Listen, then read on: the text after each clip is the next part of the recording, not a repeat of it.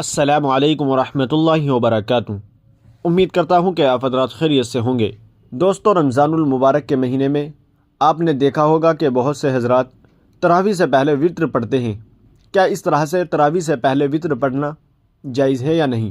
آئیے اس کی جانکاری کے لیے میں آپ حضرات کے سامنے جامعہ علوم اسلامیہ کا فتویٰ پیش کر رہا ہوں۔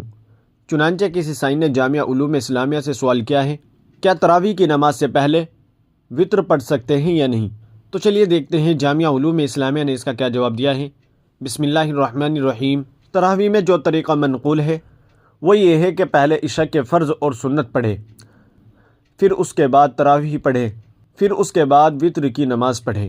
یہ طریقہ سنت کے مطابق ہے، لیکن اگر کسی نے تراویح سے پہلے وطر کی نماز پڑھ لی تو بھی نماز ہو جائے گی، دوبارہ پڑھنے کی ضرورت نہیں۔ البتہ یہ طریقہ سنت کے خلاف ہے، لہذا عذر کے بغیر ایسا کرنا یا اس کی عادت بنانا درست نہیں ہے۔ فقط واللہ عالم، دارالفتہ جامعہ علوم اسلامیہ، علامہ محمد یوسف بن نوری، ٹاؤن۔ ناظرین، امید ہے کہ مسئلہ آپ کی سمجھ میں آ گیا ہوگا۔ ویڈیو کو زیادہ سے زیادہ شیئر کر دیجیے گا اور ہمارے چینل کو سبسکرائب بھی کر دیجیے گا۔ تو چلیے پھر ملتے ہیں کسی دوسری ویڈیو میں۔